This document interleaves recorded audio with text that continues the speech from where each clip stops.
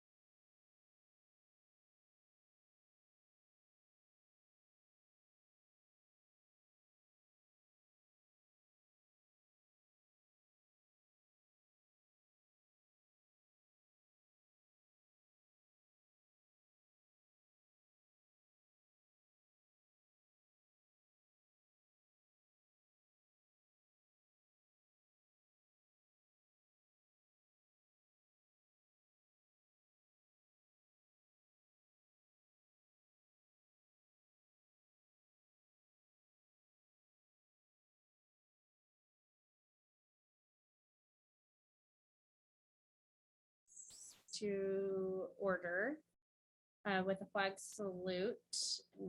Linda will be on shortly. So, 1903. I pledge allegiance to the flag of the United States of America and to the republic for which it stands, one nation, under God, indivisible, with liberty and justice for all.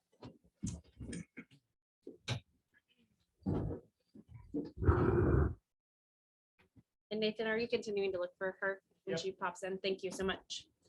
All right. Our first item is the approval of the agenda. Are there any addendums to the agenda? Yes. You want to add another executive? session. Yes. Okay, so we will add executive session. Excuse me, I apologize. ORS 192.660-2H to follow our other executive sessions to consult with counsel concerning the legal rights and duties of a public body with regard to current litigation or litigation likely to be filed. Are there any other addendums?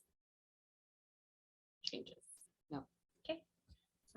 So is there a motion to approve the agenda? Oh, go ahead. No, you first. I always do. Go I'll ahead. make a motion to approve the agenda. Ryan makes a motion to approve the agenda. Second. Deb seconds. All in favor? Aye. Aye. We have three of us at the table today. We'll wait till Linda gets one. All right, district recognition. Brick and mortar. Thank you, Madam Chair. We should have Mr. Eric Clendenin on. Is he here? Well, I guess while we're waiting for Eric. Okay. Mr. C, I'm up. you're up. Okay. Which part? The brick and mortar student and employee of the month. Awesome.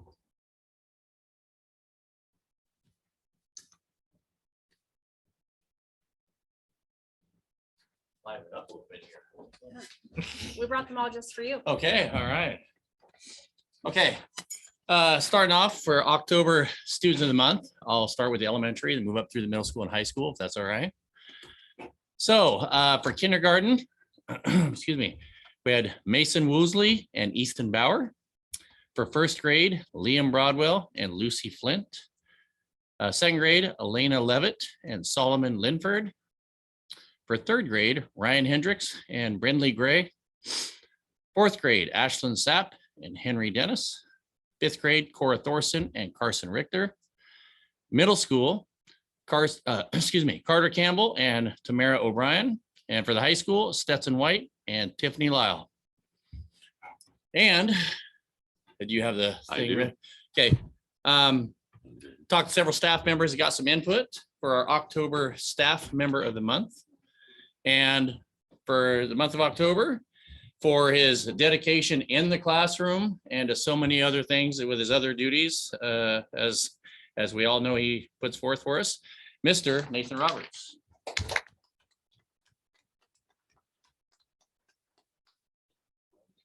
Oh, he did not.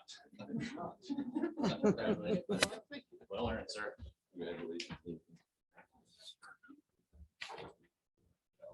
Photo op. I take these, but I get. There you go. Congratulations.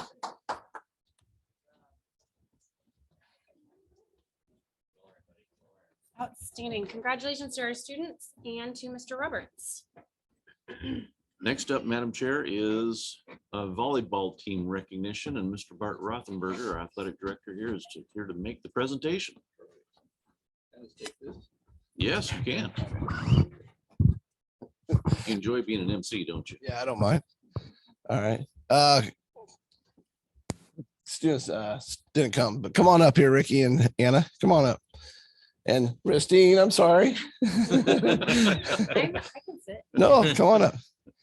So it has been a great year for our volleyball program. I'm just going to talk about it a little bit, but they end up getting fourth in league. Record ended up 11-11. And then in district tournament at Junction City, they took the third seed to state. And by that meant that they got to travel to Damascus Christian for the first round of state tournament for they play the number one team in state, and who actually was the state champions last weekend. So it was a great experience for our girls to see what it's going to take to get to that next level. And we had a fun trip. It was a blast trip. Didn't you think? Anna got to sit right next to me the whole trip. I'm a great driver, aren't I? Okay, good. But questionable music. Sorry, the oldies. But no, the other thing that's really impressive is we talk about student athletes, and our volleyball team ended up with a team GPA of 3.29 overall. So that's very impressive. But congratulations. These three ladies did a tremendous job of bringing the troops together and getting them to the state tournament. So nice job, volleyball.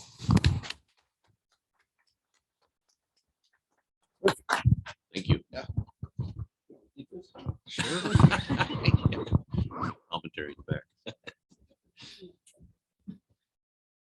Okay, thank you for all of that. Up next, the superintendent report, Mr. Gallagher. Thank you, Madam Chair. Next on our agenda was going to be a report from our family liaison, but she was unable to make it last second, so I had to pull that from the agenda.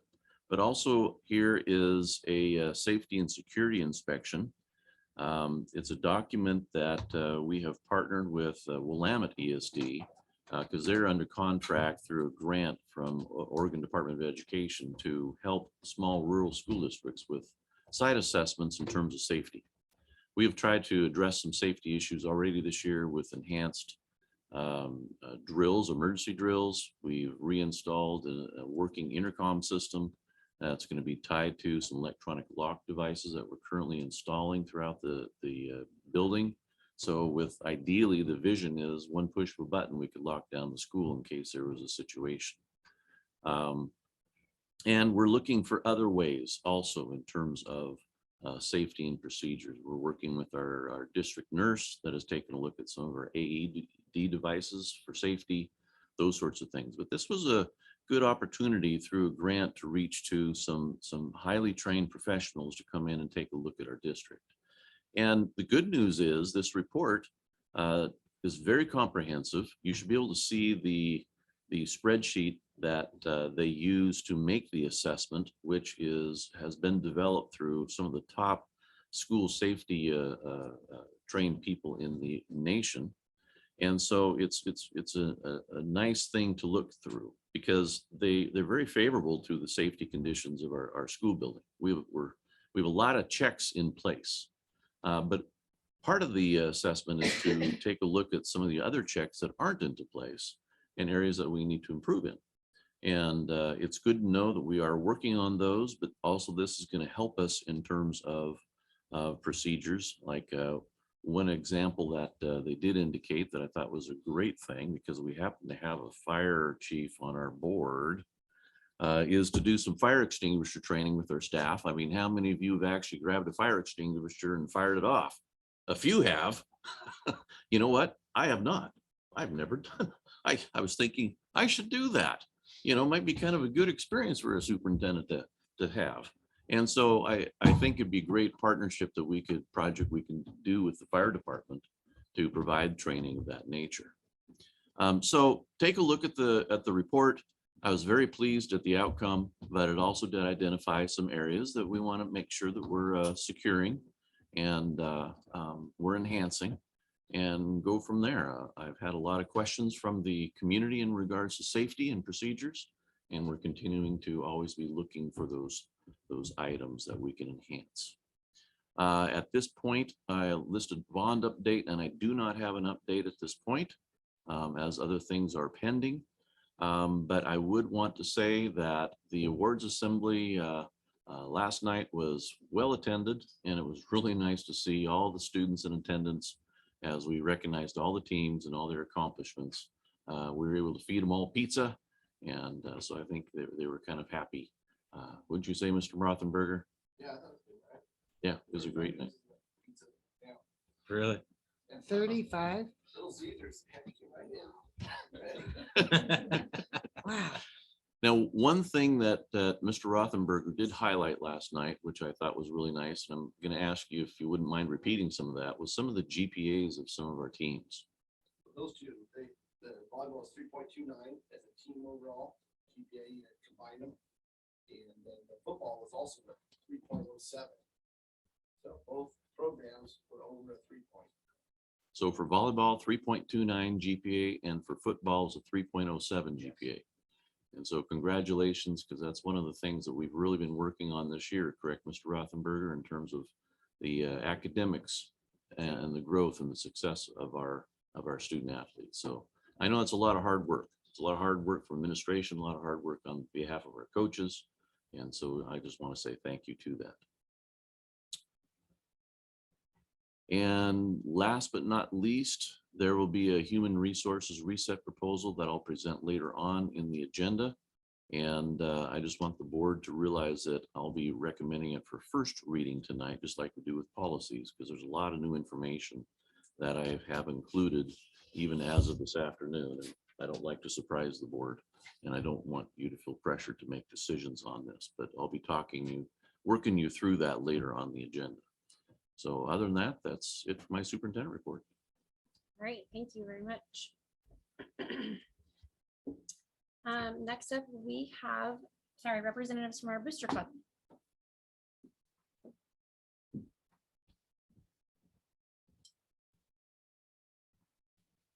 Hello. Hello. Hi. So we had sent a letter to Sean and also a form that is on board books right now. The Alsea Wolverine Booster Club was set up to support programs and projects for Alsea School and to help facilitate goals and ideas for the school and the community. For the school, this involves supporting students, athletes, teachers, and staff. We all know that a lot of booster clubs are geared towards sports. Sports are a large part of our support. It happens to be an area where there is a lot of need because most school funds go towards academics naturally. Also, supporting electives and CTE programs fall sometimes into this area. Support for the community can be anything from bringing everyone together to helping enhance a project or an idea. The Alsea Booster Club has just had our 1-year anniversary on October 25th, and we would like to review some of the things we've done in the past and some of the things we're looking forward to. We've applied and received in grants for 21 and 22 for a total of $16,732 for various school items and projects and Booster Club startup needs. The booster fundraisers for 21-22, as most of you have been in attendance is the Spirit Gear Sales, the Hope Grange Holiday Bazaar and Merchandise and Pie Sale, Donkey Basketball, Alumni Reunion Participation, Football and Volleyball Jamboree, donation campaign to local area businesses and alumni. Some of the future ideas we have for 2023, and this is just a couple, is still doing our spirit gear, and we're expanding to non-apparel items as well, like water bottles and things like that. We are thinking one of the ideas is a bingo fundraiser, a spaghetti feed, and a silent auction and a dinner. The school and community events and purchases sponsored with the funds from the Booster Club, a diagnostic tool and engine stand for auto program, donation of $500 towards senior baskets for 2022, the ice cream social that was co-sponsored with Alsea Community Effort and the Alsea Fire Department, and request for 2 crosscut saws with handles and shipping for forestry class was granted and sponsored anonymously in the name of Dan Lashley. And we just presented those to Mr. Crow, and that was on our booster page. We're developing a long list of ideas to sponsor for students and the community, as well as fundraisers. An example of this would be to raise funds to upgrade locker rooms, to help with an approved program for athletics like elementary sports, or academics like STEM or CTE, or to upgrade needed areas. And these are just examples. Our hope is in this upcoming year, we can do even more to help. Ideas will be discussed and solidified at our planning meeting in the beginning of next year, the date to be announced. Please let us know if you have an idea you would like considered. Our operational accomplishments and expenses, and this is part grant and part just money that we've earned, is merchandise, office electronics, insurance, 501c organizational fees, purchase of our 6x10 cargo trailer for storing supplies and inventory, and supplies and hardware for inside the trailer, the purchase of our 10x15 tent canopy with logo and graphics, and general supplies. And our ongoing organizational operating costs are things like insurance, membership fees that we pay, and office supplies, etc. Our current community fundraiser is a quilt raffle. This little Alsea town wall hanging was made and donated by Verla Ritchie. We are selling tickets for $10 each, or 3 for $25. You can purchase them from John Boy's, Deb's Cafe, and the library, as well as from any booster board member, and at the upcoming basketball sporting events that we'll be at. The winner will be drawn on December 15th at the home basketball game. An upcoming fundraiser is the Hope Grange Bazaar on December 3rd, which is our pie sales and spirit gear. We were there last year. It was a wonderful event has a lot of great vendors. And this year we're adding some new merchandise as well.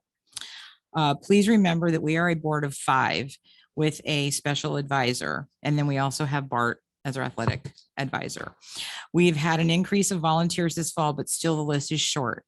We have moved very quickly in just 1 year of existence. We understand that there are many needs out there, and we would love to say yes to all of them.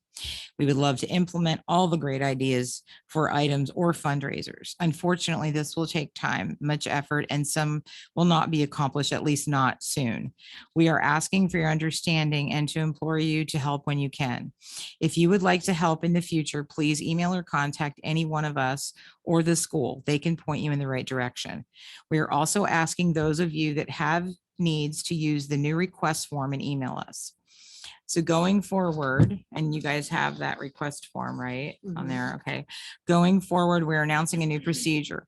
All requests for funds or events will need to be emailed to info@alseaboosters.org. That's plural. Using our new request form that will be available at the school in both offices or via email for anyone to use. You may submit this form to our email address. Soon we will have a link on the school website where you can get the form, and we're hoping for that to be fillable. So we'll be working on that. For school program and project requests, the need must be one not filled by the school. We received a small amount of grant funds to be used for this purpose, which cannot be used for normal classroom supplies. But we understand that many times teachers reach into their own pockets to pay for classroom supplies. We have some general funds available for these type of requests. Remember that this form is not just for funds, it's also for events or special fundraisers needed to fulfill a goal. The board will review requests as they come in and relay our decisions. Example could be field trips, athletics, adding an extra elective or CTE need, helping with an event. Please help us help you. Alcee Wolverine Booster Club is dedicated to improving and promoting parent, school, and community member participation and appreciate your continued support. Thank you. Thank you. Thank you, guys. Congratulations on a successful year. Thank you. Do we have Linda now? Yeah. Awesome. Thank you. Financial report, Ms. Sullivan.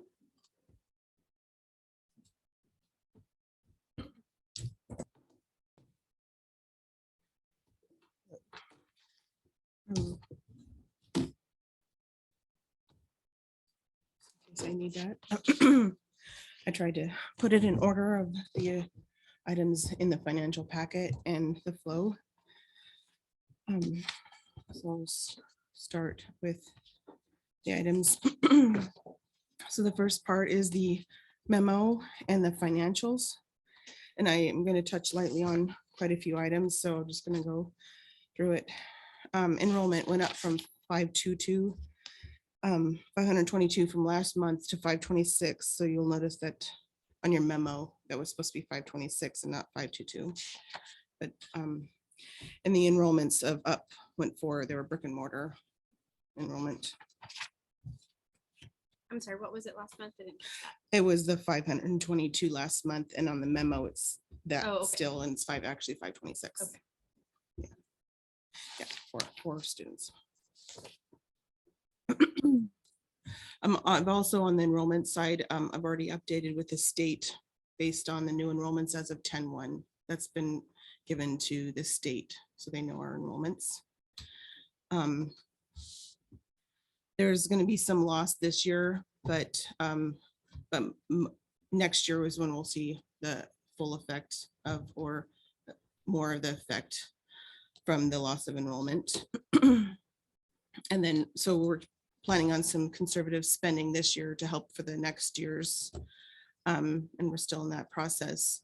Page 5 and 6, I wanted to show you on 5 and 6, it shows the monthly comparison with prior years. And that's the first 2 graph pages. It's just monthly comparisons with prior years revenue and expenditures. And then the page 6 and 7 and 8 show the revenue streams, and then by object, by graph. I don't have a whole lot to go over with these, but I did add some new forms, and the new forms on page 9 and 10. It kind of gives in the left-hand side of those forms, the first page is revenue and the second page is expenditures, but it's off the top, kind of so you can see what your big revenue sources are on the revenue, but most importantly is the expenditure side. You can see by groupings what's really costing the district year to date by program. So I thought that was interesting if you're interested in that. Do you have any questions on that? Those reports, those new ones I provided you. Okay. The top 10 is the most expensive. So it's year-to-date object categories like your salaries and benefits and so forth. So just letting you know, we're still working on a 3-year projections. We're getting those. It's in the process. We're currently working on them. And it's to align with the lower state school fund based on the projections being lower. And then also the state school fund revenue at the state level. I just wanted to mention that it's expected at the 9.5 billion, but this is not a certain number. And right now we're at a 9.3 billion. And so that's not a certain number though, but that's just what we've heard. So I'm still working on a supplemental budget just so you know, to prepare for the loss of enrollment. And the next was about the ASB accounts provided. Is that in this? I think that was in this category too. So I'm just gonna let you know they are provided there, and if you have any questions on that, on the funds, there's ending balances or some that are. I don't have a question for you on the ending balances for the account balance, but operationally, do you have anything that you've worked on, Mr. Gallagher, to make up for the lost categories, categories that have losses? Are you talking about the student body accounts? Yes. Yes, I wish Mr. Rothenberger was still here.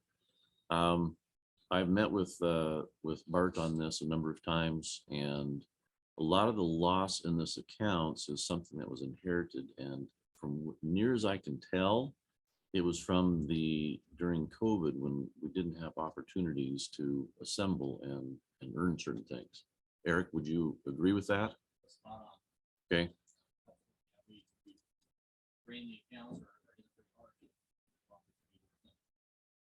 Yeah, so I know that Bart is working with Eric right now in terms of ways that we can replenish those accounts. And, you know, when you hold basketball games, you sell concessions. It's an opportunity for as a junior class to replenish some funds and things of that nature. And so there's also, from as near as we can tell historically, there was some promises of transfers that should have happened, but they didn't happen, which have created some of these deficits, particularly the larger deficit in leadership. So it is what it is. It's where it's at. And I know that Bart is working on innovative ways to try and find ways to increase our ASB funds. So there are funds available for students to use for student benefit. Does that answer your question? It does. Yes, thank you. And then I think in my section still was the vacation days policy and review. The policy currently, if you've had a chance to look at it, was kind of overridden, and it's about 11 and a half holidays, and then it was overridden by a memo that went through on 6/8/2022 stating the 10 paid holidays for people at 260 days versus at 11.5. So this memo, I think it said it supersedes the policy, but we need to clean up the policy. So I just want to let you know that. And then I also was, if you're in question about which days, I've also, if we could clean up the policy to say exactly which days are the 10 days on this policy versus spring break, you know, just one in the spring break time. So I have a listing of exact holidays that we would pay for. And then to go along with that, we have the new, and it's part of your HR reset, and I didn't know if you wanted me to even go over ahead. that. Okay, so it would just be for the 158-day classified employees getting, and they're paid 5 holidays, which I've listed out here are your major holidays. And I showed you, it's about 35 people it's gonna affect. And the cost analysis of it, that's including benefits of the wages. Is that attached in our HR reset? I mean, Yeah, it this is is. the very bottom. Thank you. Mhm. Yeah. Just hadn't gotten all the way down there. And so I think that was all on my section. Do you have any questions? Not right now. All right. Linda, any questions? It's silence. I do know. Thank you very much.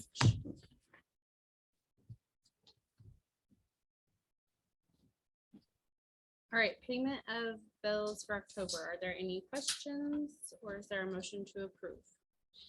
Just one moment, please. Okay.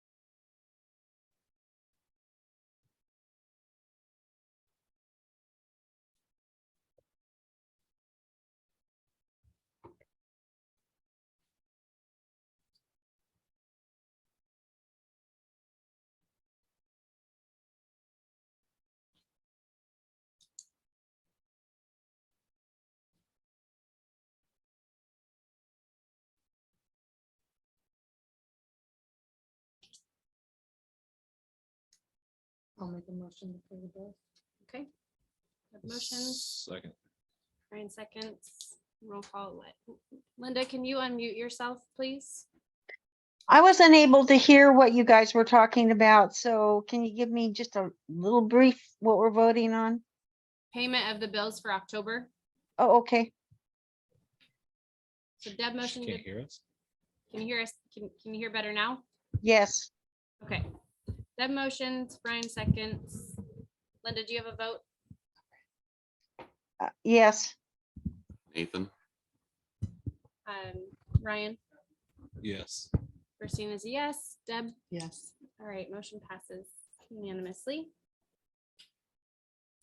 Next up, patron comments. I have one here from Miss Lukaba. Did I pronounce that correctly? Okay.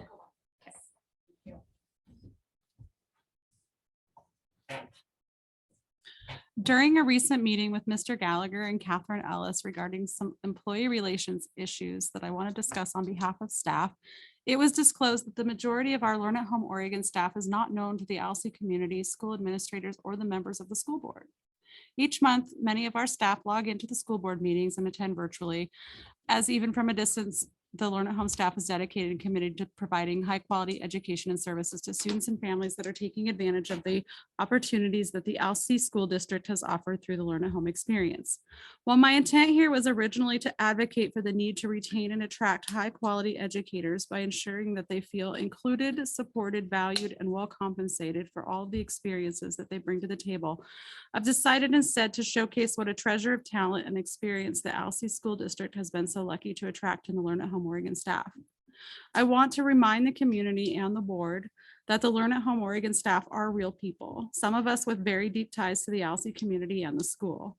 I quickly asked Learn at Home teachers to provide me a brief synopsis of their experience and skills, and I am humbled and overwhelmingly grateful to be able to be here before you on behalf of such a talented group of people, all of whom made a choice to become part of ALSI School District because of the unique learning opportunities that this community provides for its students and families. Schools across the state are struggling to fill positions, and yet ALSI School District has been gifted with a staff that would be difficult for the most well-funded districts in the state to bring together. I'm asking you to keep this in mind when you are taking into consideration funding and compensation for teachers. Not only does the search for an adequate superintendent need to take into consideration the cost of living, inflation, commutes, and other requirements, hiring and retaining quality educators needs to be given the same considerations. Being on the first step of the salary scale, I am unfortunately no longer able to afford to work for the school district in the capacity as an educator and have previously submitted my resignation. However, I do hope to return at some point and serve my community and school again in the future. You see, I am ALSI. I came from ALSI. I was born and raised here. And these amazing people are Learn at Home Oregon. And collectively, we bring more than 300 years of experience to our students and families. My name is Jennifer Lukaba. I grew up in ALSI. My grandparents grew up in ALSI, and my grandfather graduated from ALSI in the mid-40s. I was the first woman in my family to ever graduate and graduated from ALSI in 1993. I was also the first in my family to go to college and was able to do so with a Clements grant that gave me a full ride to OSU that I ended up utilizing 26 years after I started due to life taking different twists than originally planned. During that time, I garnered nearly 25 years of experience in management, HR, employee relations, and nearly 20 years engaging and mentoring families and children in informal settings, group leadership, and both public and private educational settings. I have a diverse work history in which I managed a highly sensitive cold storage facility for animal health pharmaceuticals and federally regulated narcotics. I managed all of the operational and HR related functions of a fraternal organization that included lottery, liquor, gaming, and food services. I opened and operated for 13 years a very successful early learning facility that was the first fully inclusive micro school in Benton County. We were a play-based farm school focused on experiential learning through hands-on exploration of the natural environment, emphasizing whole child development. For 5.5 years, I worked for the state of Oregon for child welfare in a variety of roles supporting vulnerable and at-risk families and youth, and the Oregon Department of Justice in the child advocacy section as part of the legal team for child dependency cases in Kirk Jefferson and Deschutes counties. In the state of Hawaii, I worked as an IA in the public schools and provided one-on-one support for SPED and at-risk students that were not able to function in gen ed classrooms. I was also hired as a union agent to represent state and county employees across 13 collective bargaining units for Hawaii Government Employee Association. I actually turned down a position with the Federal Labor Bureau because I didn't want to move to San Francisco, and instead I came to Learn at Home Oregon, where I officially started my licensed teaching career. I have nearly 40 years of agricultural experience raising livestock, growing food, and I finished my BS in cultural anthropology during the pandemic with an emphasis on rural advocacy, cultural resource management, and sustainable food security. I'm now pursuing my master's in agricultural education, communications, and leadership. And I'm telling you all of this because I am so proud to be part of the ALSI community and to have come from this school. Because without the education I got here and the teachers from this school, I could not have gone to college and done what I did without the Clemens Grant and without the teachers from here. And I know I only have 3 minutes, but I have a great synopsis of all of the teachers that Learn at Home Oregon has, and they are so incredibly wonderful. I mean, global experiences and 300 years of collective teaching experience in this. And I wanted you guys to know who they were. They want you to know who they are. And they encourage all of you to come and spend time virtually in our classrooms, visit us, get to know us. We want you guys there. Thank you. Thank you so Thank much. you. Appreciate that. Thank you. She has a copy. Can we get a copy to the entire board? Sorry, I forgot to hand them out. There's I got copies it. for the entire board. Yeah, sorry. Okay. Thank you. And thank you to My bad. everybody who provided feedback. That did not include our online administrators or our IAs. It's just the teachers. Thank you. Do we have other patron comments this evening?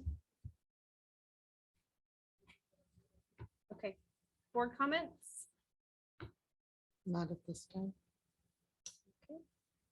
Linda, anything for board comments? No, I don't have any. Thank you. Okay, so next we're up to our approval of minutes for October 27th, 2022.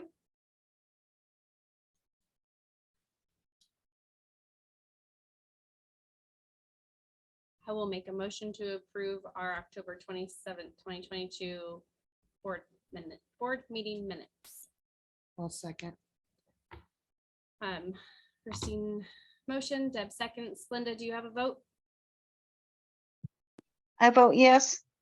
Ryan? Yes. Christine is a yes. Deb? Yes. Motion passes unanimously. Board discussion, superintendent search.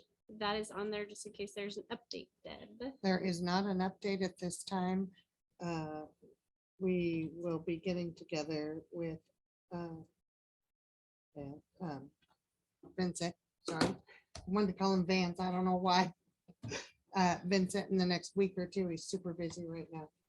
And so we do attentively have the schedule for the class for educating and signing some agreements for, I don't know why my brain is so blank today. Drink some more coffee Confidentiality for the committee.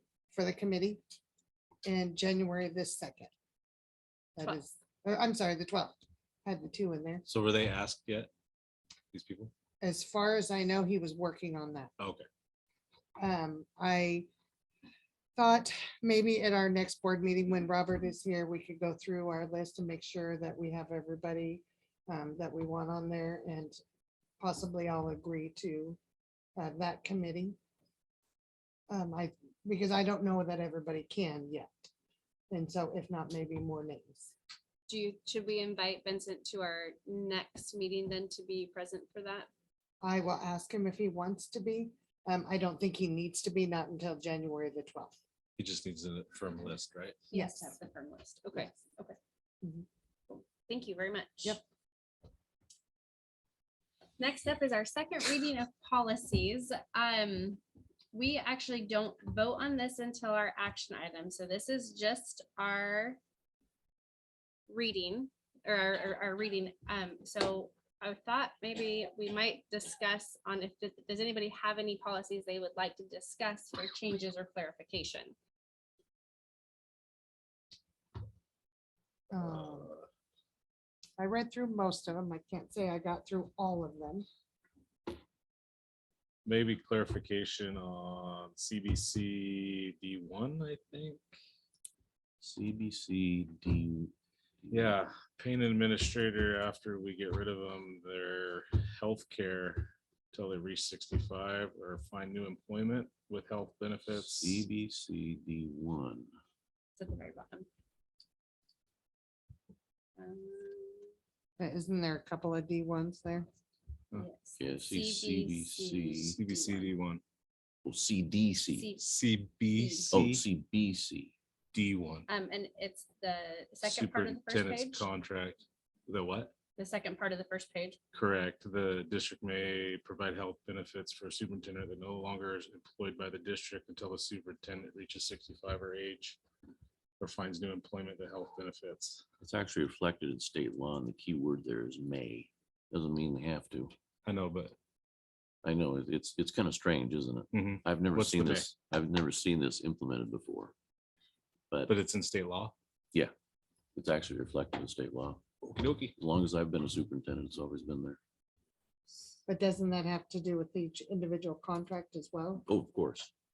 Yeah. Well, that's why there's absolutely. the That's may. why it says may, doesn't say will. I didn't know it was under state law. Yep. Okay, clarifies. So can we make a note, though, that when we go to negotiate the superintendent contract, we include that policy also for the board to be aware of, so that we have all the information together?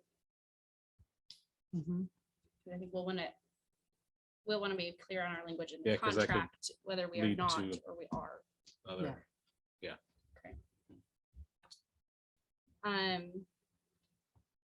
Brian, did you have any other ones that you wanted to go through? No, I don't know. Deb, did you have any that you had questionable parts? No. Linda, do you have any policies that you wanted to discuss? No, not at this time. Okay, I have a total of 5 I wanted to talk to the board about. I know, you're surprised. ACB D1 2, ACB, and then boy, ACB, Yep. D1, Hold on. ACB D1 1, 2. 2. D12. Just roll the top really quick so I can reopen it.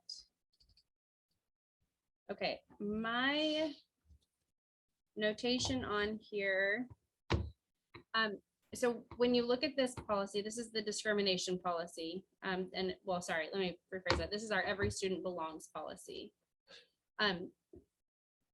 In the 1, 2, 3, 4, in the 6th paragraph,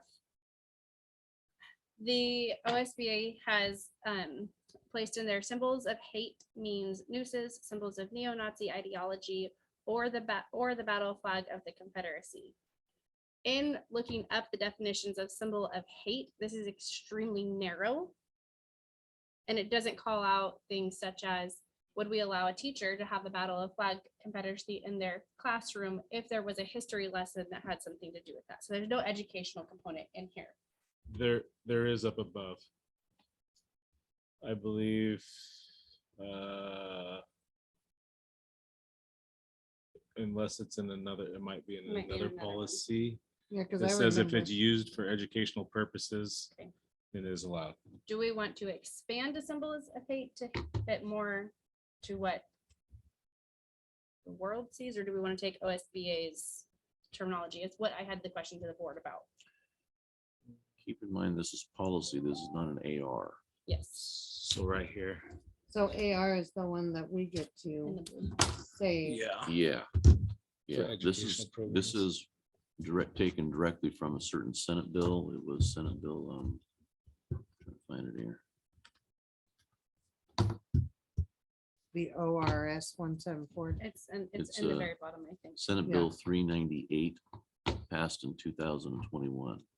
That's where they got the language from. Oh, yeah, there it is. Mhm. Yeah. So does that answer enough for your? Well, it's answering enough Educational. for, for the educational piece, yes. Okay. I mean, and really, when I look up symbols of hate, that's a very narrow scope of what symbols of hate is, but I just wanted to bring that here, because that's the only thing that's being called out. All right. ACRG1.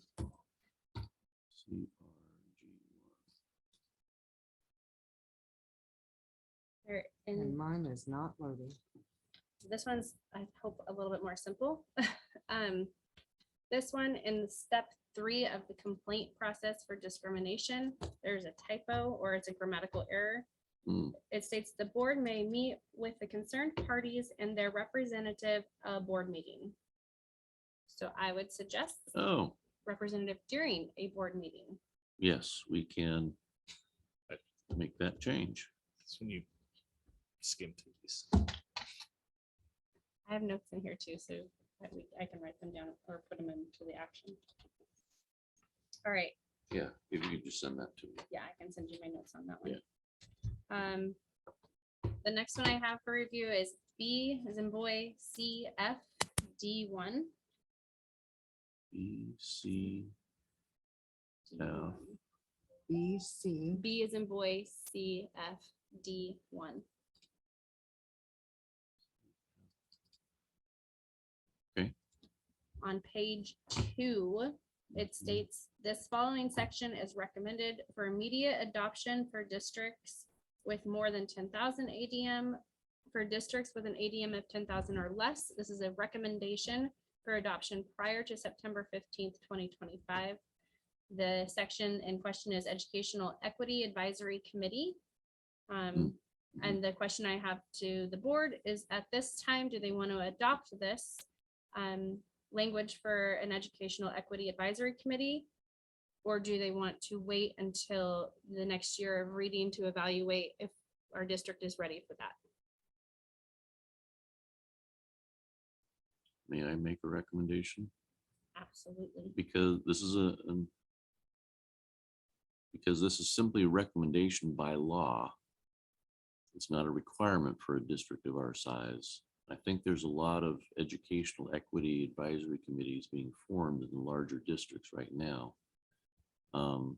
I would give that some time to see how that fleshes out before we would make that consideration, unless the board really feels strong about trying to proceed with something like that right now.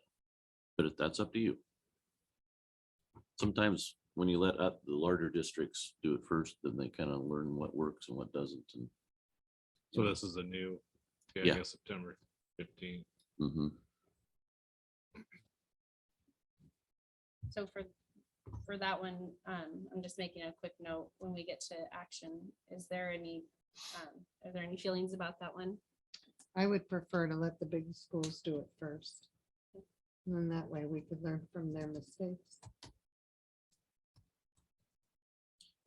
And one reason I'm recommending this is educational equity. I've watched other committees start this in other districts, and it's a heavy lift. And there's a lot of learning that goes along with it. It's good, but it can be very difficult at times. So can you answer, what is the committee made up of or looks like? Typically, How to outline it a little bit for I us. think it should outline it. I think it is community members, honestly, but let me just look at it real quick. So it's appointed by the board and superintendent.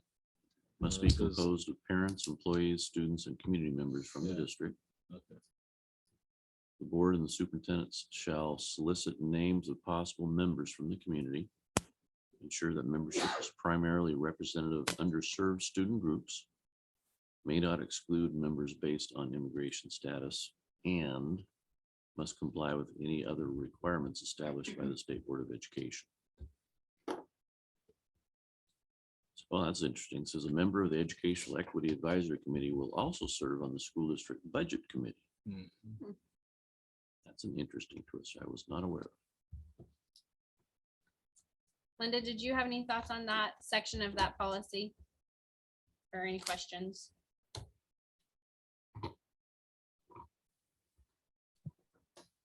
And I think that this is the one that you were talking about, that we should go ahead and let the bigger schools do the thing with them and follow suit later on. I agree with that. The next one is. Sorry. I clicked the wrong button. I'm sorry. Hold on. You might be in luck. It might have been a typo anyways. BDDHG1. BDBHG1. HG1.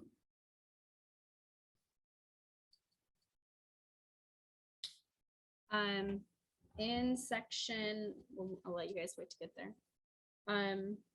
It states in section 4 of this proposal, it states that a person speaking during the public comment portion of the meeting should state their name. Oh, hold on. Which part are you at again? I'm getting there. My eyes are lost on me. Oh, it's sorry. It's item 3. A person speaking during the public comment portion of the meeting may comment only on agenda items.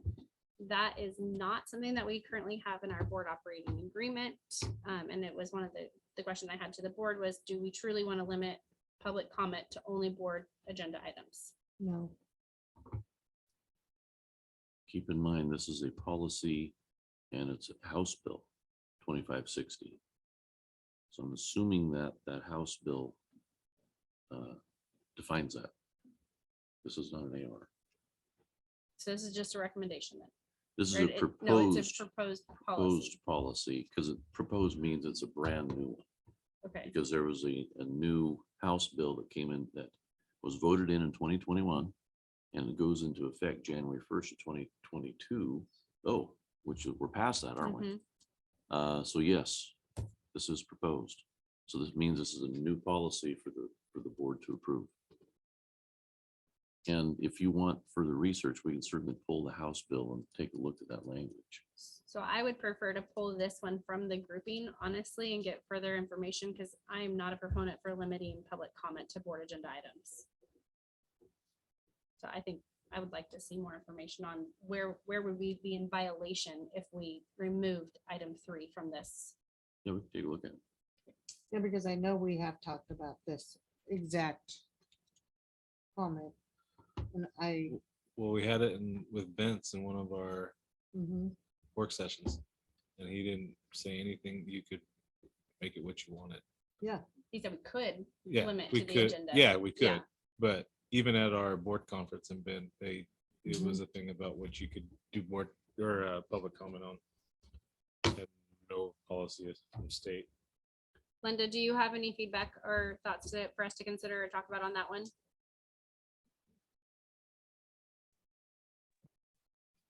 Well, I think that you guys have all made really good points and maybe we should hold off on it. And I think it's right that everybody should be, as long as they present it in an orderly fashion, I don't think we should limit it to the board topics.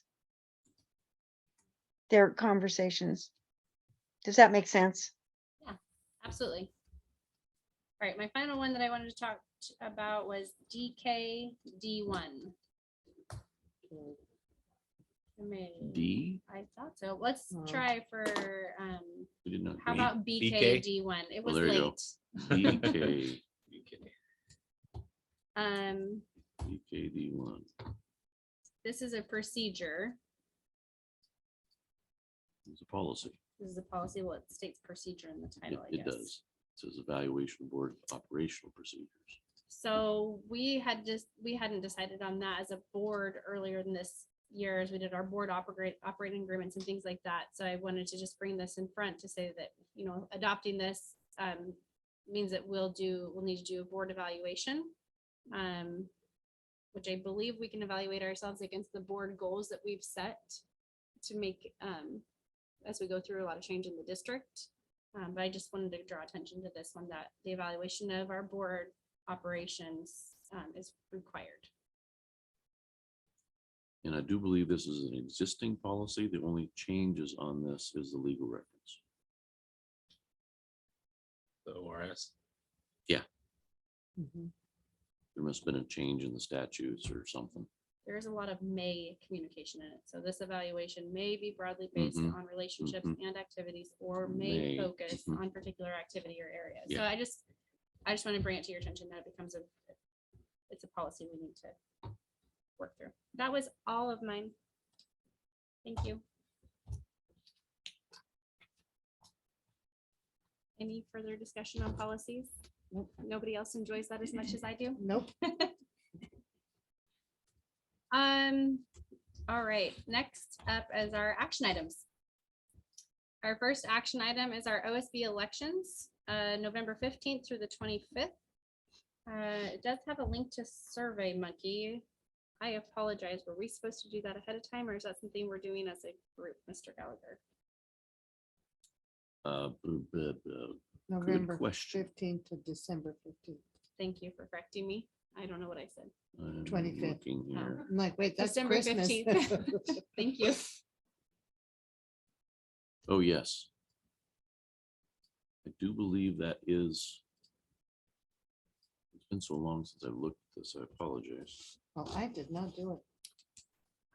I did not do that either. Sorry. I was waiting. We were supposed to, I think there was a document that was supposed to go with this that we were supposed Yes. to talk about.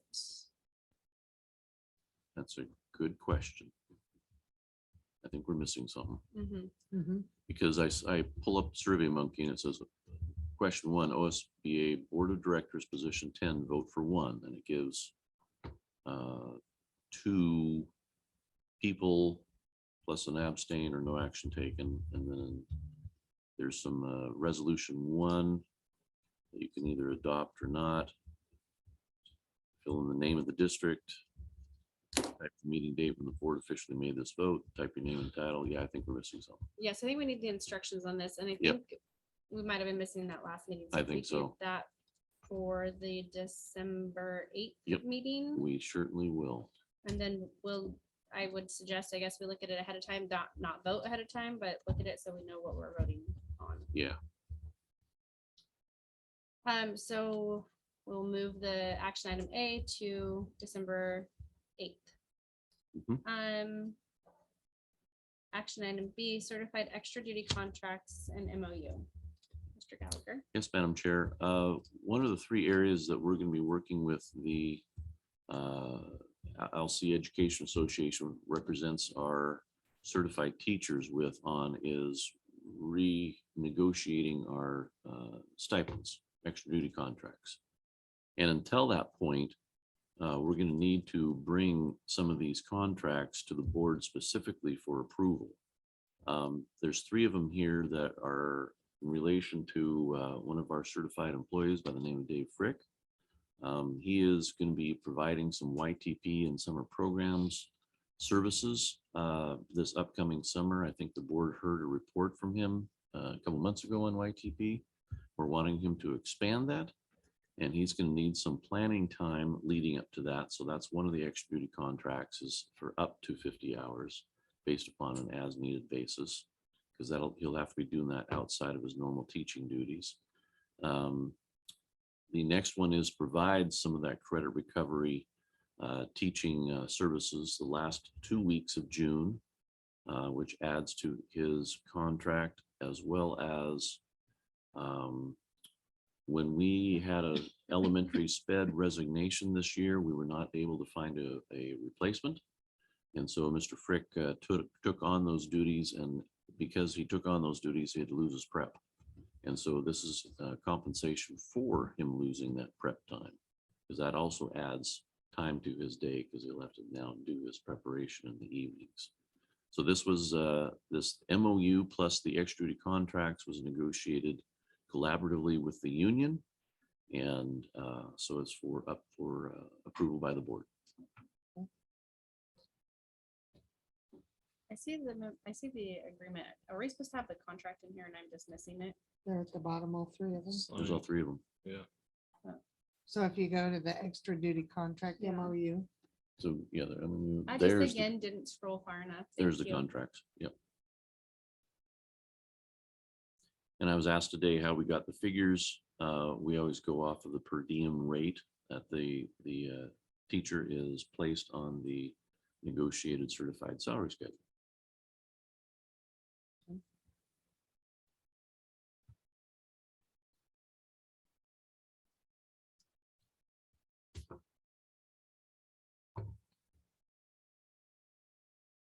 I do have to ask about the summer programs. Isn't some of that grant paid for it? Yeah, YTP is grant funded. So Mhm. is that his salary too, or his stipend part of Mhm. that? Okay. Yes. Mhm. And that's the last contract, yes? No. That, So- the well, YTP grant First one, right? would be first for one. the planning time, as well as integrated with the second one, which is credit recovery also. Because YTP is integrated with credit recovery. A Yep. lot of the students will do work experience and, yeah. Now, how much we're getting out of that grant, he and I have a meeting with the state, I think in a couple of weeks, to further solidify what the grant requirements are and how much we'll be receiving from that grant. So my question that I have on all three of these are these independent? Well, the prep time is obviously independent, but are all of these specified as independent to this employee, or are there people assisting in this? And would that be an additional cost, or does that get? This is independent of this employee, because notice it says name and address of employee on each of these. I'm asking operationally, are people helping with him with this? This is That for we're not him. compensating them No. for.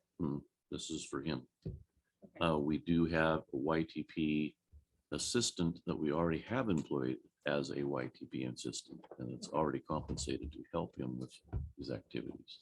But other than that, no. Okay. But we, as you heard on his report, part of the grant goes to paying the students for their work experience time too. Yep. So it's summer employment. They're teaching them job skills, work ethics, things of that nature.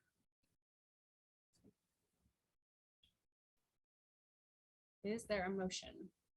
I'll make a motion to approve that those contracts, the certified extra duty contracts and MOU. Right, there's Deb motions to approve the certified extra duty contracts and MOU. Is there a second? Second. Brian will second that. Linda, do you have a vote? I have a yes vote. All right, Brian, Yes. Christine is a yes. Deb, Yes. motion passes unanimously. Student account investment. Patron comment. Yes, Madam Chair, I know this is a strange one, but it's a requirement of the SIA grant, and SIA stands for Student Investment Account. For many years now, ODE has been grabbing different federal funds and state funds and legislative approved funds to create funding streams to affect certain areas of education. Some of them are more CTE based, some of them are more academically based, some of them are career based. And the student investment account encompasses a lot of things in revolving around student academic achievement. So the district submitted an application for this grant, I do believe 3 years ago. And so this is simply a report that is required for us to bring to the public and to the board, just as an update about what observations we've been seeing with the implementation of this grant. In other words, how are these funds being used?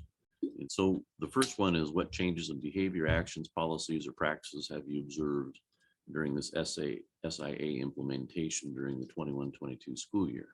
Well, I wasn't here for the entire year, so I'm going off of my observations when I got here in March. But we've really enhanced our RTI MTSS process and continue to do so this year. We're fully involved with an integration of a family liaison that meets our McKinney-Vento requirements. We finally finished the full K-12 math adoption that is aligned to state standards. Also, we have a lot of enhancements of college and career opportunities through advanced placement opportunities in science and language arts. What barriers have we seen in terms of this implementation? Well, some of these barriers are awareness of the importance for alignment to state standards. Sometimes it's difficult to look at those things and go, how do we meet that? Or why do we have to do this? So there's been a lot of awareness and a lot of a learning curve, staff, students, parents, community members. Also, we're trying to align some training in terms of lesson planning and lesson implementation and pedagogy that aligns closer to Common Core state standards. Again, identification of students needing the RTI MTSS services, that's response to intervention. Also, a big one, especially for our family outreach liaison programs, establishing trust with families of high-risk students. That's kind of a difficult, heavy lift at times. Also, including with communications, we've added funding for public information officer, which can also be tied to this grant. So it just doesn't come out of district funds. Then it asks about ongoing engagement with all students, families, staff, those sorts of things. So our PIO is a big part of engaging everyone in just understanding what's going on, as well as enhancement of our electronic communication tools such as phone apps or printed media, school websites, social media outlets, those various types of things. And says, what do you think about what guided your choices and prioritization efforts this year of the implementation of the grant? And I think you've heard me mention before about the new project that aligns not only SIA, but also our continuous improvement plan, our CTE programs, our academic standards, all that kind of sort of stuff. It's a project called Align for Student Success. And it's a state mandated program where now they're, rather than taking different pockets of grants, they're rolling it all into one big application and one big pool. And this application for our district is due in March to the state. And so a lot of these things that we're doing right now are leading up to that application, particularly with our continuous improvement program, our plan, sorry. So again, just reporting on this, it being noted in the minutes, the board needs to approve this as I presented. It's just an update, but this is meeting the requirements for the grant, and we have to submit not only this report, but the minutes associated with this to continue with the grant funding.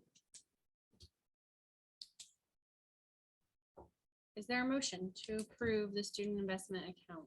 Well, actually, sorry, there's a patron comments note. Is there something that we're supposed to note? No, if you look under the agenda, it says student investment accounts, then patron comments. Lorraine? That's just so that there's opportunity, had to be action items, there's opportunity for patron comment. So I will open it if there are patron comments before an action is made. About the SIA. About the SIA. Thank you. Yeah. So I would comment something. I mean, this looks really good as far as the responses go. I mean, it's just a one comment sentence, which doesn't really explain to, anybody who doesn't. I mean, for example, full integration of family liaison that aligns with integration of McKinney-Vento. Full integration, I mean, that's really brief. Mhm. So how, would we know what that means? That's just my comment. Very well stated. This is something we do every year.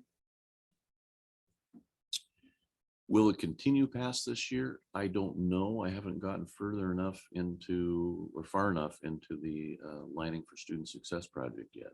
I'm not sure what the requirements yet are as of that grant. Because this is a grant, right? Yeah, this is the separate SIA grant, but it's going to be all absorbed in the Line for Student Success project. Mm.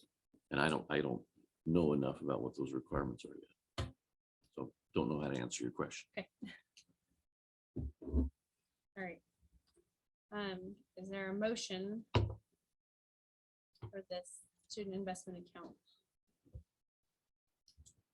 I make a motion to approve the SIA annual report. Right? Ryan motions, I'll second. Deb seconds. Is there any discussion? I should ask that from the board in general. No. Linda, No discussion. when you, where do you post this anywhere? It must be posted to our website. Okay. Is it possible to accompany it with a memo that provides a little bit of clarity on some of the more Sure. big pieces? Sure. You bet. Christine, could you speak up a little bit or point yourself toward the microphone? Because I can barely hear you. Sorry, I've been trying to yell at you all night. I just asked if when posted to the website, if a memo could be attached to it that provided some clarity to some of the more broad pieces in the document. Oh, okay. All right, so Ryan motions, Deb seconds. Linda, do you have a vote? Yes. Ryan, Yes. Christine is yes. Deb? Yes. Okay, item D, approval of policies. So I will make a motion to approve policies I through XLX1 with the exclusions for policy BCFD1, the removal of the recommendation for the equity group, and the removal of policy BDDHG1 from the packet for further review on patron comments.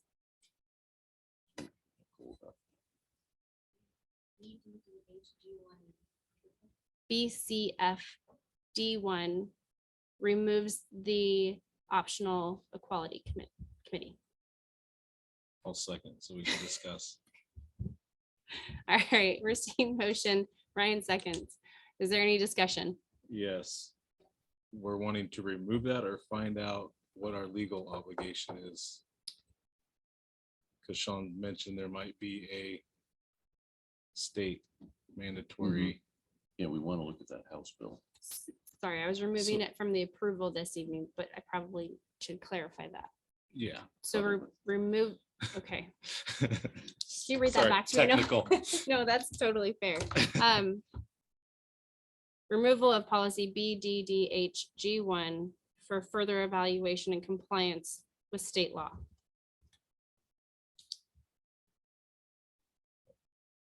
And weren't you also wanting to put BKD one on hold? That's the evaluation of board operations, so everybody could be here and we discuss that further? We can remove that one to review next, or at a third reading. Yeah, that's what I that would thought. be. So I would like to add the BKD one, For board evaluation. yes. Okay. Time out. Do we have to rule on the first motion before we make a second motion?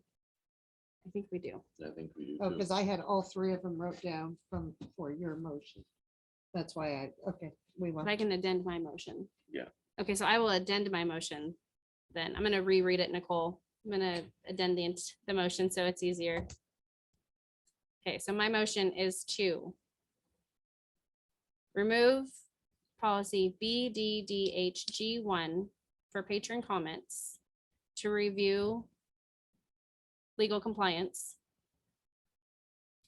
and bring back for a third reading. BKD1 remove for board consideration and bring back for a third reading. BCFD1, BKD1, BDDHG1, and then BCFD1 remove BCFD1. There's so many. Okay. Doesn't, removes the optional language for the equality committee. Too many letters. All right, For a that is my third reading, motion. Is that correct? BKD1, BDDH are third readings. Yes, yes. All right, so motion, Ryan, do you second Yes. the addended motion?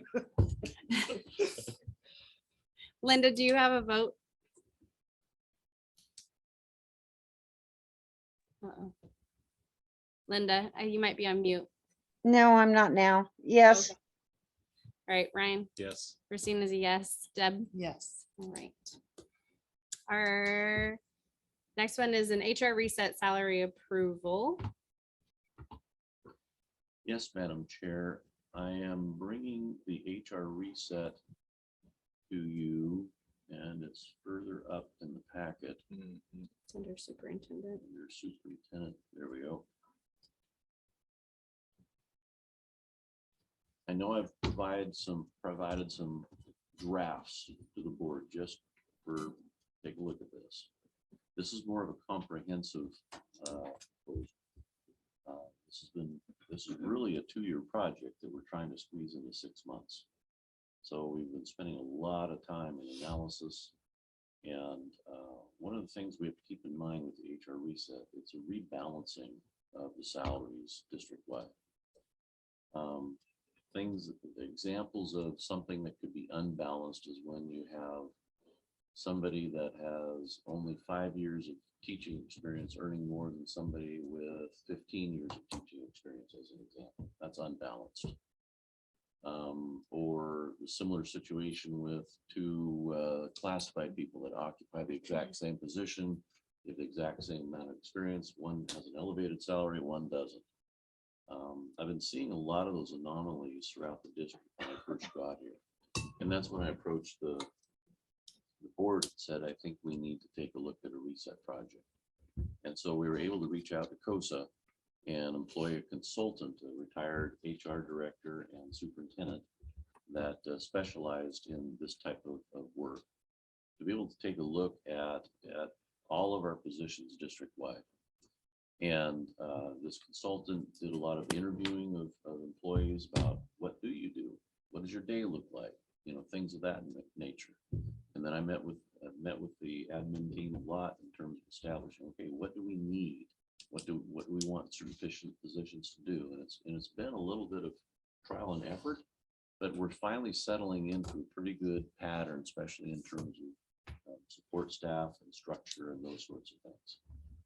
So I know you haven't had a chance to digest this. That's why I'm wanting you to just take this as a first reading tonight, just like any old policy. And you'll see a lot of similarities to what I've kind of fed you a little bit in the past, but there's a lot of new information too. This is a very, very complex project. There are some salaries that I have updated, and areas that I noticed on the initial figures that I went through, and I thought, oh, that's not quite balanced, because everything kind of fits along itself. You know, it's kind of like a domino effect. You have one domino that's out of place and it stops the flow of dominoes from falling. So I've included the new proposals, as you can see. If you look at, you don't have the whole packet. Nope. I have 9 No pages. wonder. I have 9 pages. You have 9 pages. Mm-hmm. You should have a lot more than 9 pages. So I'm gonna have to rescan this then. Apologize for that. Something happened in the scan, because it should be almost 9 pages of just a memo. And Oh, yeah. yeah, Oh, yeah. So I will rescan this tomorrow, repost it on board books. Again, this is first reading. I'm not even finished taking you through the memo, because probably let's say 80% of it is not there. And when you read the memo and you look at the proposed salary structures, you'll see the correlation. And I try to go through and explain what the highlights are and what the changes are. But kind of as an example, we looked at comparison districts, not only in terms of size, but we also looked at districts that are direct competition to us in terms of employees, such as Philomath and Albany and Lebanon and places like that. But we also compared the smaller school districts like Eddyville and Walport and Junction City and Monroe and places of that nature. And so all I've provided for you in those salary schedules are the comparison ranges. Now, keep in mind, some of those comparison ranges are also old data, because as we're dealing with a record shortage of being able to recruit and retain staff, we're seeing an extremely aggressive elevation of certain salaries. One of those areas that we're seeing the most elevation is bus drivers. I talked to every superintendent in the area the other day, and they all said, yeah, we're having to actually cancel routes because they can't find drivers. So, we have a very competitive salary with the bus drivers. I am recommending that we stay with that. I think that's going to help with our recruitment and retention in that regards. Also keep in mind that bus drivers, their salaries are 70% reimbursed through the state. So, it's not like we have to hold the whole ball of wax in terms of what we're paying those people.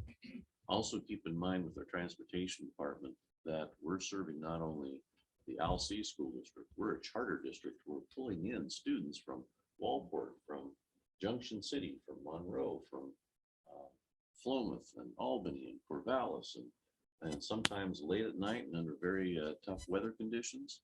Our bus drivers do an exceptional job, and it's important that we continue to support them in that capacity. Another area that was affected a lot is we have just 2 tiers for instructional aides with no distinction of the difference between them. What I'm proposing that we go to is a 3-tiered system. Tier 1, Tier 2, Tier 3. Tier 1 is just a general instructional assistant in the classroom. Tier 2 is for more of your specialists, like for your RTI, response to intervention people that are more highly trained. They have to be title certified, either with a AA degree and or what is called Work Keys certified, which is an assessment through the state that is equivalent of a AA degree. And then Tier 3 would be for your special ed aides, because they're dealing with very, very high need students. And that's a very difficult gig. It really is. And it's important that we have those distinctions. You'll see some differentiation between secretaries, from just a regular secretary to a head secretary. You're going to see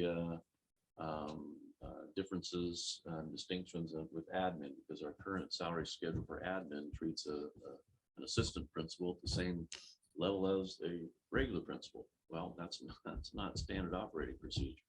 So that's part of this reset project. Now, the goal is to rebalance things, because that makes a healthy organization. Also in the rebalancing process, it's about accountability for our valuable tax dollars. I want to be able to look somebody, Joe Public, in the eye and say, yeah, I'm paying our teachers at a very competitive rate, and that's very valuable. In fact, we even heard public comment on that tonight. And I feel the same way about our classified people. That's one area that it was very obvious to me, we have been underpaying our classified people for a long time. That needs to come up. We need to be treating our people that are working with our most valuable commodity ever, and that's our children. We need to be paying them different than what a McDonald's employee might be earning. And it needs to be a reflection there. We need to make sure that we have competitive salaries on all levels, because as the research shows, the salary is like the ticket in the ball game.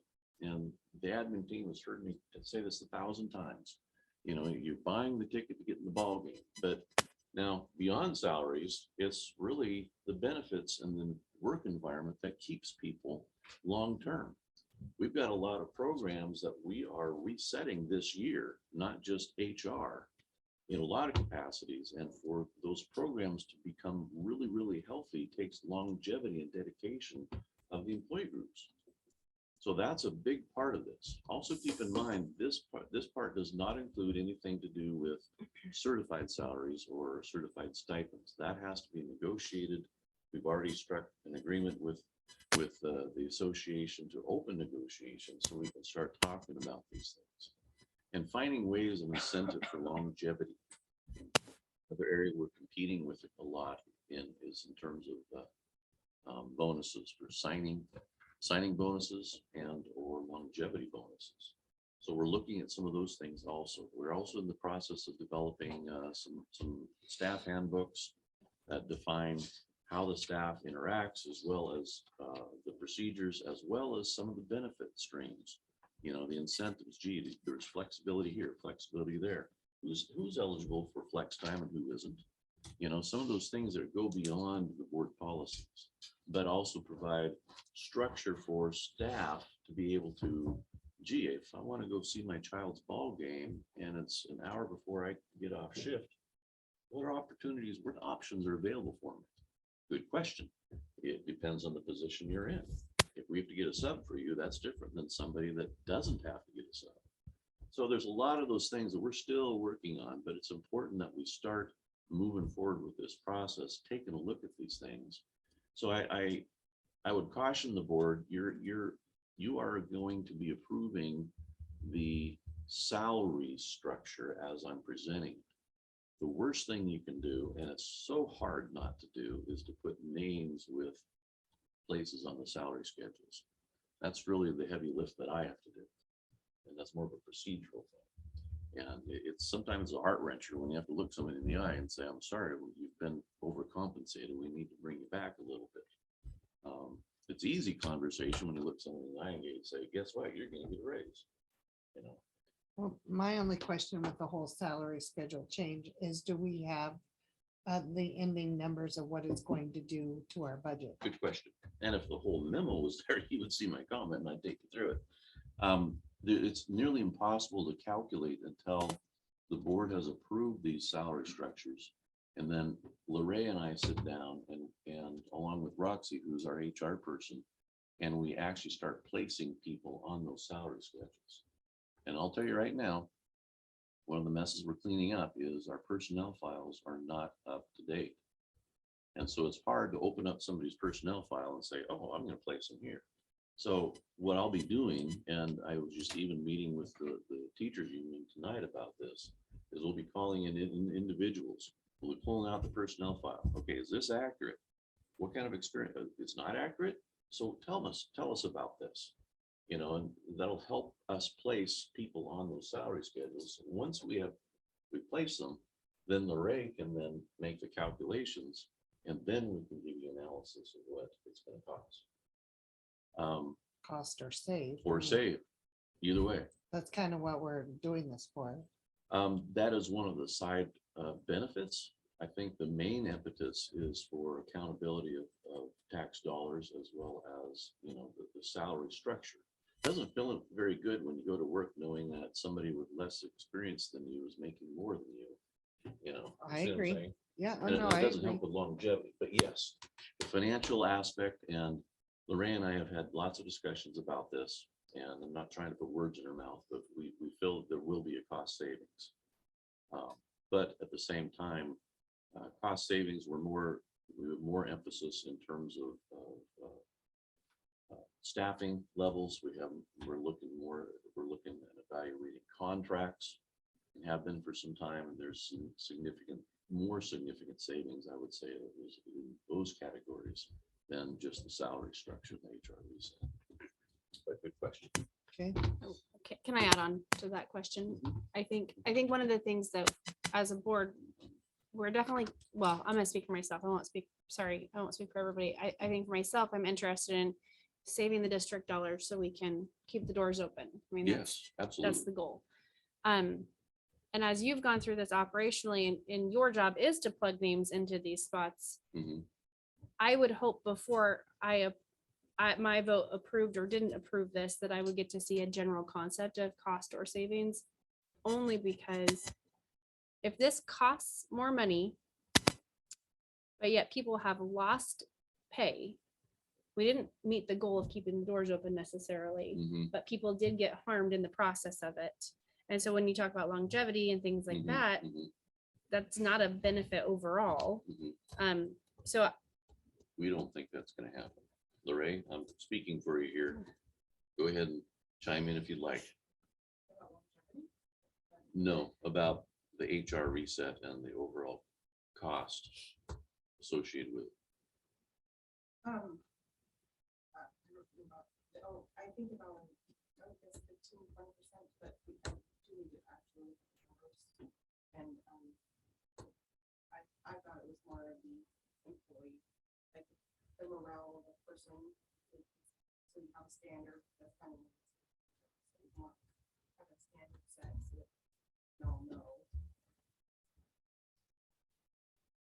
So the number you throw out, 15 to 20%. Out of savings. but Of a I have to savings. No. There's many different things. Right. Well, that's kind of what we were looking for. That's what the point of the HR reset was, to make it equal for, your longevity, your education, your different levels in which you've earned, to make it fair for everybody and where they should be. Of course, that's the first goal. And then the second one, like Christine says, is, is it going to save us and put us in a position that we're going to be able to keep the doors open, or are we going to go bankrupt? I mean, Yeah, so I would like to have a time for that. Making sure that it's more of an accurate percentage reading or not percentage readings. So this is a first reading, right? Yes, oh, yes. So we can- Not even accurate reading because we missed half the document. Well, and I think that's why, I think it's a good time for questions so that maybe those things can be addressed and talked about at a second Of course, time. of course. okay. And we are currently meeting with staff and we're starting to have those initial conversations in terms of, okay, tell us about your experience. Where have you been placed? What's going on with this? What's going on with that? Because we are noticing a lot of anomalies in terms of staff placement already. And we, Could either Sean or Racine do a quick synopsis of what was said earlier, because I couldn't hear anything she said. Oh, of Lori. Great, yeah. Oh, of what Lorraine said. Basically, Lorraine is emphasizing that this is a first reading. She really wants a chance to analyze it more. She has been throwing out 15-20%, but that is really, that's a guesstimate on her behalf and my behalf. Like I said, until we really know where to place everybody on the chessboard, it's hard to make that analysis because right now we know we have a lot of anomalies. Okay, thank you. You're welcome. So this is also published to Word books, right, for the community to review. Yes, And and then the full memo will be there. yes, I'll call in tomorrow. Tomorrow's a holiday. So it'll be Monday before we'll be able to repost the entire packet to Board Books, but we'll make sure the whole thing's there. So I guess we need to take that off action items. Yeah, Yes, please. We'll move action item E. B, thank you, Welcome. to our December 8th meeting. Brian, did you have any discussion? Not yet. Forestry students overnight stay Rockaway Beach. yes, Madam Chair, this was a last minute. I've got an error going. Do you want me to read it? Yeah, if you can. Yeah, so Mr. Crow would like to request the forestry students, chaperones, and himself be allowed to stay overnight at Rockaway Beach on the night of November 18th for the students to participate in a forestry event for Yeah, Connie. the Neoconi. That's the Thank name. you. High school. There will be no more than 10 students going. He has himself, Richard and Jamie Olson as chaperones. They are going to be going to compete in the CDE Career Development Event at the school. Forestry event just north of Rockaway Beach. This is the type of event that our forestry team will be attending a lot in the future. This trip is specifically meant to gain exposure in the process and procedures of the event so our students know what to expect. We will need a bus driver and a small bus to haul our students and supplies for the CDE. We will leave on a Friday afternoon, arriving Friday evening, stay overnight at the Surfside Hotel, which has offered us a team discount. They will stay Friday night with permission is given, and then we'll take the bus to the NKN High School in the AM, compete in the CDE, load up and ride the bus back to LC, arriving the school around 7 on Saturday. I think it sounds like a great time. Is there anything you want to add, Mr. Gallagher? None at this time. Eric, do you have any? Full support. I think that's exactly the first stuff that's gonna spark more interest and get our kids out there, provide opportunity.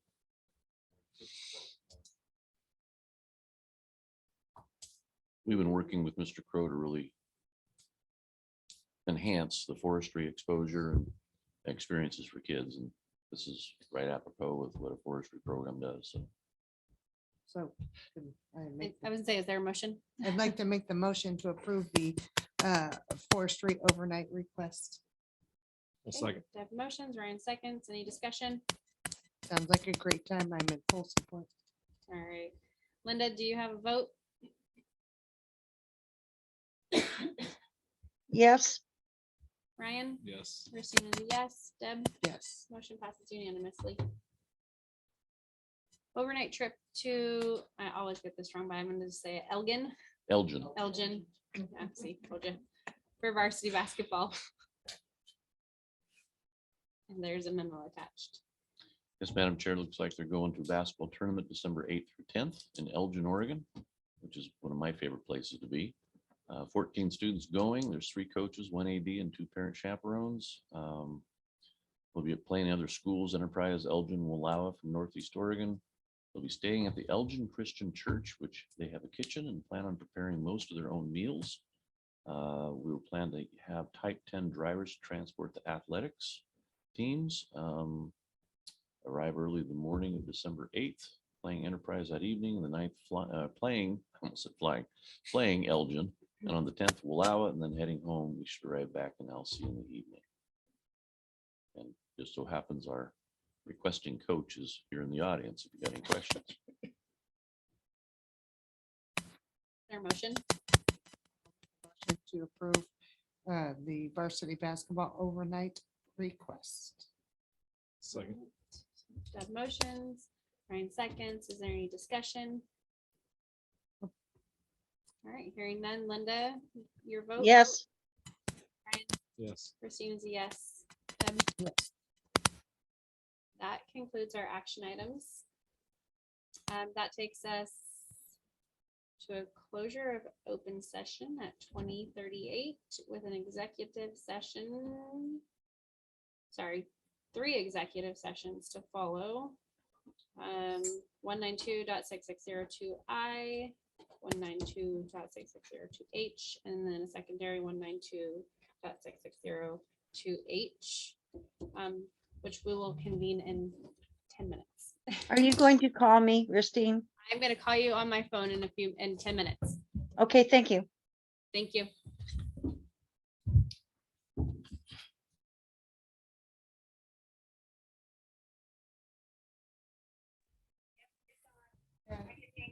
Hanging up.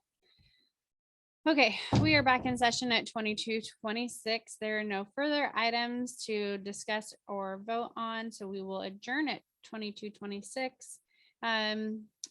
Follow up, our next board meeting, regular board meeting is on, it's on December 8th. We'll want to change a few things so that we don't have a board meeting on November 24th. Okay. We do have school closure tomorrow, November 11th. We have a blood drive in our gym on November 15th from 12 to 6 p.m. Fireside chat is next Tuesday, the 15th at 6 p.m. There's a board chair cafe hosted by OSBA on November 17th. And then we are out the entire week of Thanksgiving, Monday, November 21st through November 25th. Oh, we are. Thank you. The first time ever. Well, Yeah, we usually are here. We can Monday and end. Tuesday.